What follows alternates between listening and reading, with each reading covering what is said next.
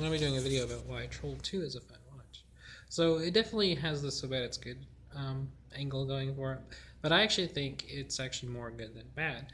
Having recently rewatched it, I think it's actually, for what it is, well put together, and for what it is a B movie, but it's a very well done B movie, and the quality of it, even though it is flawed and has a lot of imperfections, is a fun and actually well put together movie, as I've said.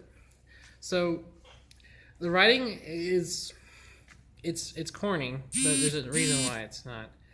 It's there's a reason why it is. I mean, the crew who did it was an Italian film crew. They were all Italians. Only one of them can speak fluent English, and the director who co-wrote the script insisted the English-speaking actors deliver their lines verbatim. So I think that lends to some charm to it, as well as the fact that only one member of the crew spoke fluent English, and none of the English speaking people could understand Italian.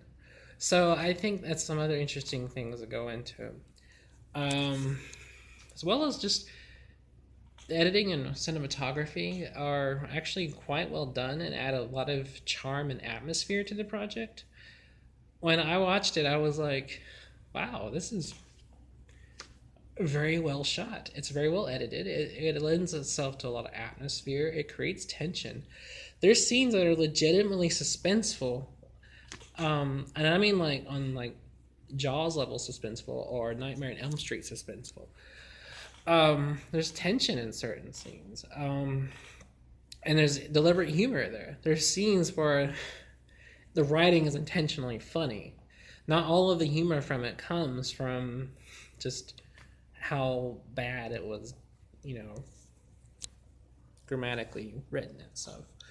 There's scenes where the actors, who are phenomenal, especially when you realize that all of, if not most of, if not all of these actors were all just locals from this town they filmed it in. Their delivery is perfect. Like, they're believable as a family. And even when there is clunky or awkward dialogue or clunky and awkward acting, it's still interesting. And still, like I said, lends itself to a lot of charm. Um, and the special effects of this movie, my God, are actually really good. They're like Stan Winston good. Like, this is something out of like Nightmare on Elm Street, like I said, Pumpkinhead, you know, the first Hellraiser. These are some really good special effects, especially for a movie that was shot so cheaply. So, you know, those are some pretty interesting reasons. Also, it's just fun. It's a fun movie. It's definitely the kind of movie you want to get your buddies together and watch, you know, laugh at and everything, but also just genuinely appreciate for just how charming and awkward it is. Um, and some of the lines are just so quotable. Not just, you know, the one that everyone knows, the meme of "Oh my God," but lines like, you know, "You can't piss on hospitality, I won't allow it." Lines like, you know, "I prefer popcorn, well, just all we have to do is heat it up." Things like that are just fantastic.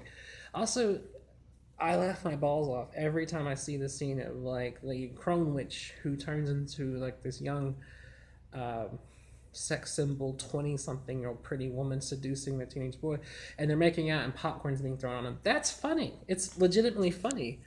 It can't be as hell, but it's still enjoyable. um, it's a fun movie, and I've talked about it in a vlog I did, but I wanted to go into a little more detail about it because I think it's legitimately a funny movie, both intentionally and unintentionally. I think Troll 2 is a comedy horror movie on the level of Sam Raimi.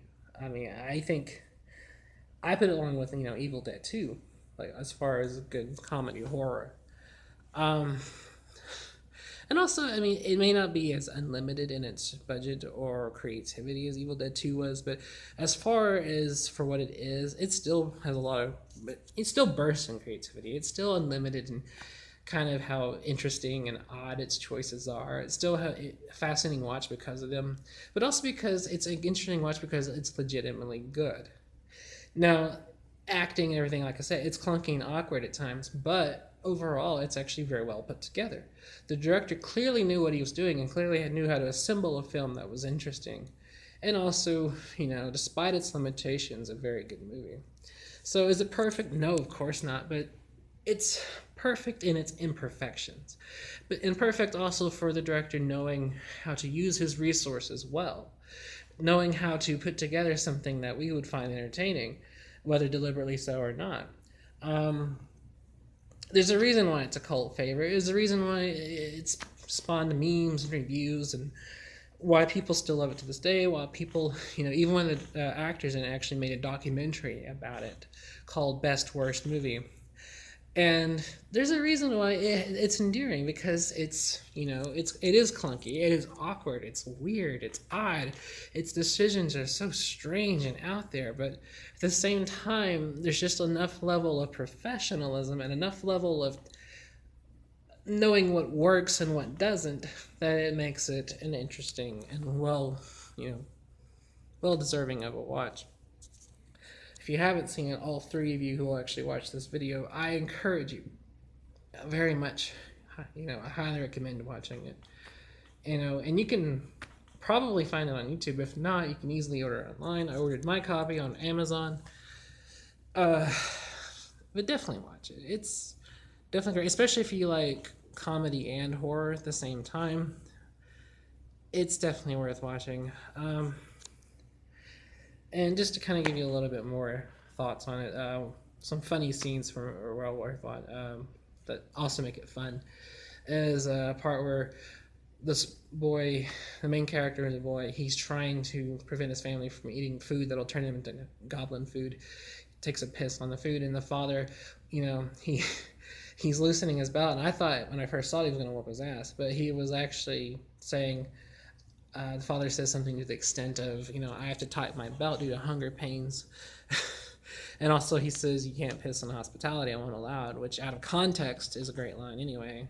And of course the line everybody knows, which I quote all the time because it's just so great, is they're eating her and then they're going to eat me. Oh my God. There's things like that. It's fun. It's goofy, silly, campy fun. And, and that's what it's trying to be. The filmmakers knew that. They weren't trying to make, The Godfather or Citizen Kane. They weren't trying to make, Close Encounters of the Third Kind. They were just trying to make a B movie. And they succeeded admirably what they set out to do. So, you guys should definitely watch it. And I guess that's it. Talk to you later. Bye.